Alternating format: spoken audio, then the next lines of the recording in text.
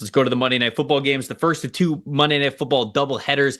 It's the Ravens traveling to the Tampa Bay Buccaneers. Carmen, you were wearing the Buccaneers hoodie. What do you got in this one? I think you have to go with the most obvious, which is this Ravens rushing offense against this Bucs run defense. Now, Todd Bowles' calling card has always been to stop the run first. If you look at the turnaround from the team when he first got there in 2019, that was the very first thing he addressed. That unit, while it was not the best defense in the league at that point, did improve to be the number one overall run defense that season. That has carried through for the most part in all of Todd Bowles' tenure. This season in particular, it has been lacking. They are 24th in rushing yards per play average, which is very uncharacteristic, but you also have to consider that they've had a lot of injuries. So you didn't have Kalijah Kancey until this last week, who's a huge space eater up front. You did have Vita Vea back, but he did miss a few games.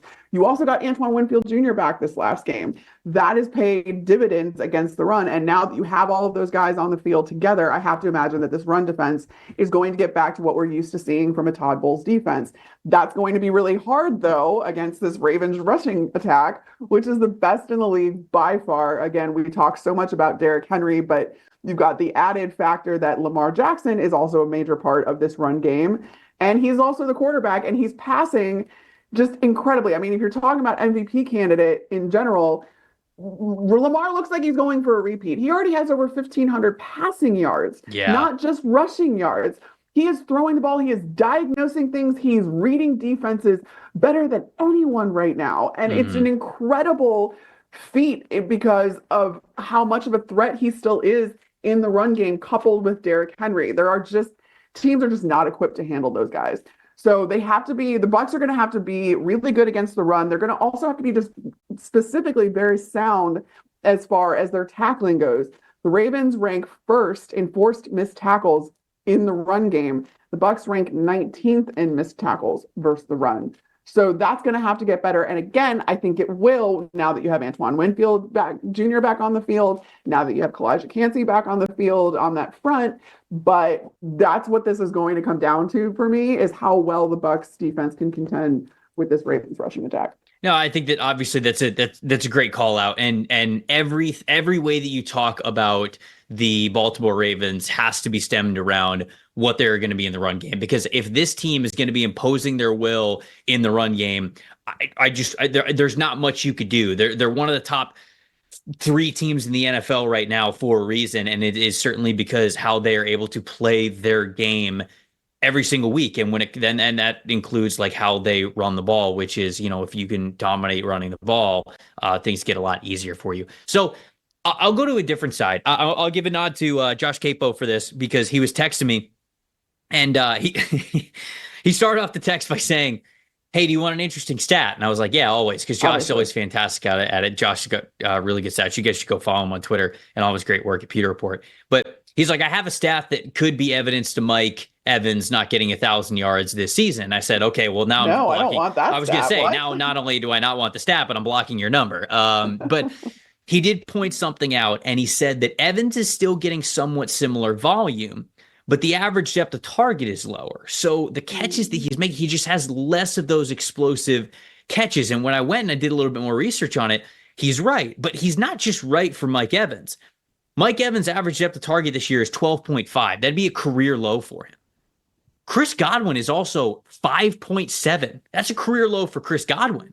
So they're just not passing it deep with regularity the way they have with these two guys in the past. Now, the reason I bring that up as a matchup that matters is because the Ravens specifically, on passes of 10 or more yards this season, 29.0 coverage grade, which is 27th in the NFL, most receptions allowed of 10 or more yards at 42. They have the second most incompletions, but this is still, forced incompletions, but this is still a secondary that has been susceptible to giving up big passes. So do the Bucs see that as a weakness from this team and say to themselves, all right, let's dial it up a little bit more. Let's attempt some of those deeper passes. It's not get away from our identity but let's, push it down the field a little bit more because we think we're going to be able to. They know these receivers can do it. They've done it before many times in their career. Now it's just about upping that against certain opponents, and I think the Ravens are one of them to do it. So, Josh, we're getting Mike Evans those 1,000 yards. We're going to do it. Are. And it's starting this weekend.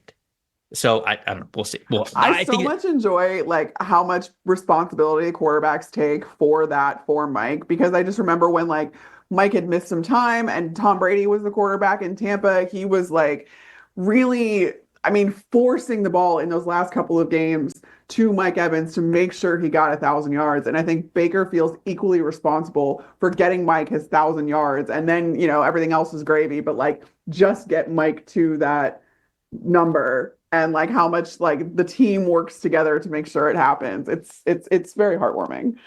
Plus factor in this one. What do you got?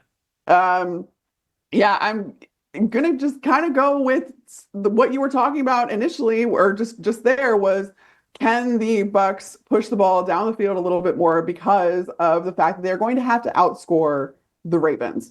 I think that when you talk about this Ravens rushing attack and how outmatched pretty much every defense is for it, the way to remedy that is to just score more points than them. And the Bucs are averaging more points than the Ravens. Are averaging 29.7 points per game, which is tied for second most in the league.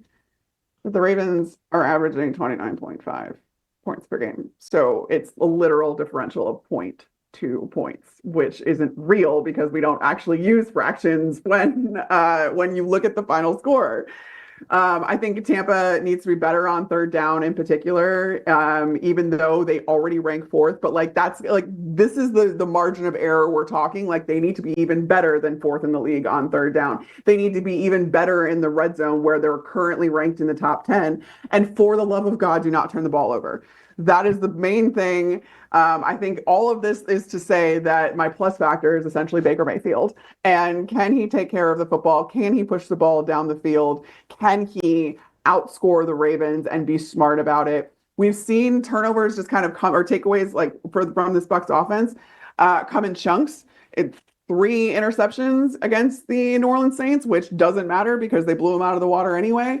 And before that, I believe he got his other 2 interceptions on the season in the same game. So like either Baker's completely clean or he turns the ball over multiple times. We cannot have a turn the ball over multiple times game against the Ravens. Right. Yeah. They will make you pay. There's no doubt about it. So I think that how they fare running the ball also means a lot. I mean, obviously, Sean Tucker and how he was able to run the ball last week with no Rashad White. I mean, that was fantastic to see. If you're a Bucs fan, that is, not if you're a Saints fan. Bucky Irving obviously is a viable option for them as well. There's talk of sort of a 3-headed rushing attack now moving forward because of how well Sean Tucker ran the ball last week. But I just think in particular, the X factor, the plus factor is the Bucs being able to continuing their success on the ground.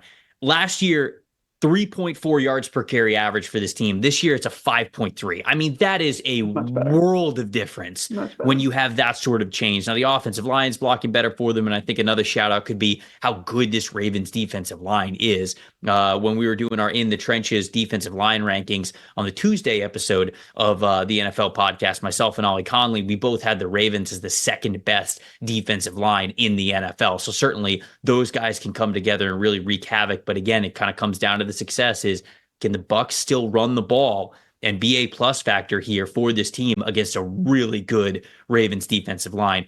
We'll see if that can make the difference.